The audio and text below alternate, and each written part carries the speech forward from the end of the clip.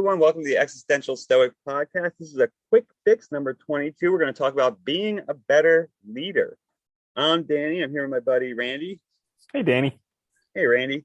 So today we're just doing a quick fix. So this is a short, 10-minute or less episode. We're going to give you guys we're going to each suggest three tips for how to be a better leader today. But first, why would we want to be a better leader? Well, they always say there's too many chiefs and not enough Indians, or no, too many Indians. I don't know what the saying is, but it's not true. Everybody needs to be a leader nowadays. I think this saying is supposed to suggest that there's too many people trying to be leaders, but not anyone actually leading. But you see, that's totally not true anymore because the dynamic has changed, especially in the past few years, to where everyone basically is going to be working for themselves. And you really have to have the leadership qualities in order to be able to succeed and also work with other people in a healthy way. I'm glad you brought that up, right, too, because I think, the idea of being a better leader, you don't have to just be in upper management to get value from this. I think the point of this is that it's supposed to be things that apply all in life, regardless of whether you're talking about leading a team, leading a group of students, leading whatever, leading your family, leading friends, whatever it is, or even just leading yourself, right, as you're working on your own stuff. And here's the other thing. A person doesn't become a leader because they're appointed CEO. They become appointed CEO because they're a leader.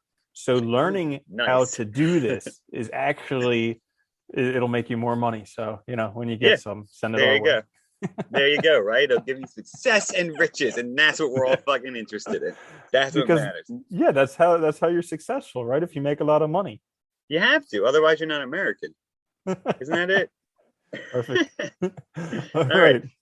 So anyway, so quick fix 22. Since I'm hosting, I'm going to start. So my first one is have a plan to move forward.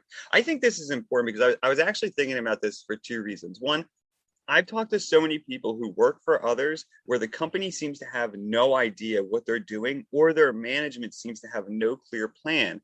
But then also for yourself, to move forward in the right way, to live a good life, to even answer questions that you need to answer, you need to be able to sort of, essentially have a plan to move forward. You need to know what you're aiming at, know what you want to get in order to actually work towards it in a productive, smart way. And I think that's crucial.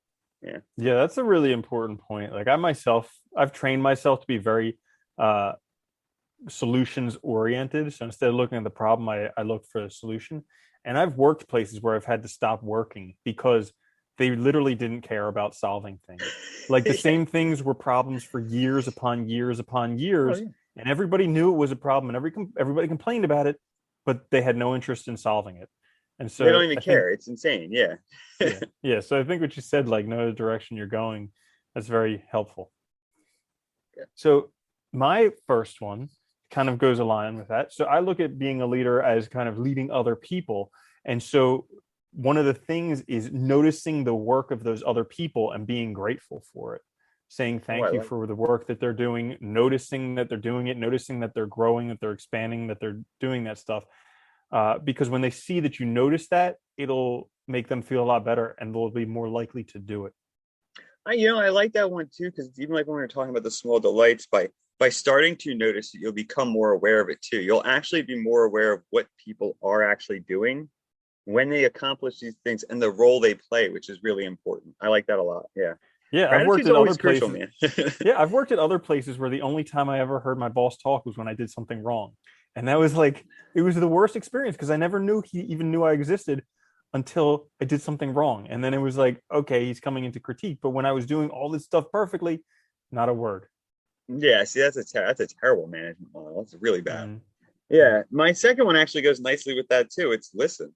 I think a lot of times, and I ran into this problem myself in work, where you have someone who's supposedly leading, but really they're trying to steer the whole thing and do every other job themselves, rather than delegating appropriately and listening also to their group to understand what actually are the problems the group's struggling with, what issues might come up, all the stuff that matters in solving anything or moving forward. You need to listen so you actually hear what's going on around you, and you can actually then take that information and work it towards your your overall goal and do it correctly. Yeah.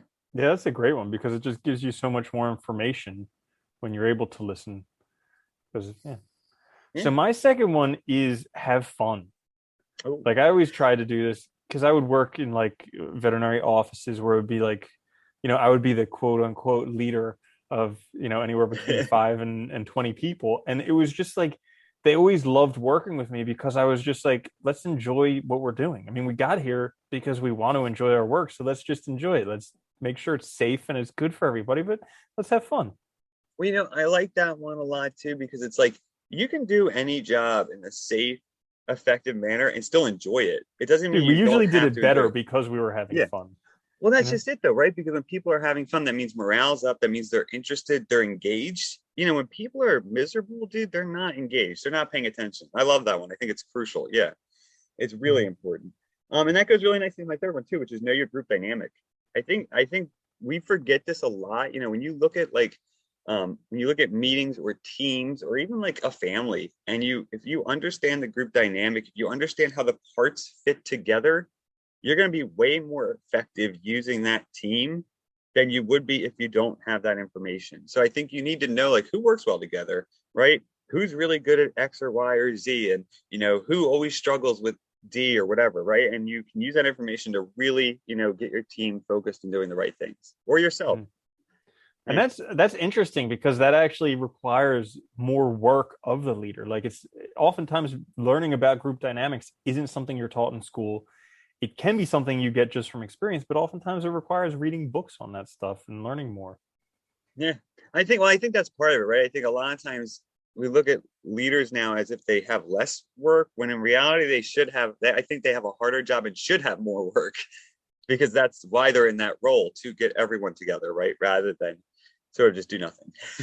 Hmm. Yeah. So my last one is give credit to others. Like I always found this a great way to go about whenever I was being recognized for something. I also like to recognize the people that helped me get there because I knew I didn't do it alone. I was doing it on the shoulders of giants, as they say, and by recognizing them, it actually like it gives credit where credit is due. It's like this whole concept we have in America about the self-made millionaire. Really, did he nurse himself when he was a baby? Did Yeah. he change his own diapers? Like it's a crock of BS. But we're brought up to believe that everybody needs to be self-made. When instead, if we give credit where credit's due, it allows others to grow and to move even further. No, I love that one. I think it's critical because we really don't do that enough. You get these ideas, where you get like the CEO comes out and acts like he invented the product, designed it, made it, did everything, and then put it together. And it's like, yeah, you didn't, dude. You didn't Yep. do any of that stuff. And I think, Hmm. yeah, that's crucial. Giving credit to people is essential, really, to also just know where you stand too within the group. I think that's also important. And I think it's also a healthy relationship with others. I love that one. All right, so Hmm. that's it. So this is our quick fix for being a better leader. Those are some tips. Hopefully it helps you, embrace your leadership qualities and become a better leader. Guys, if you're listening to us, check us out on YouTube. If you check us out on YouTube, check us out on the podcast. Please click the notification, subscribe, share, like, do all those things that you can do. It really helps us out. We'll be back next week with a full episode. Until then, though, later, Randy. Peace, Danny.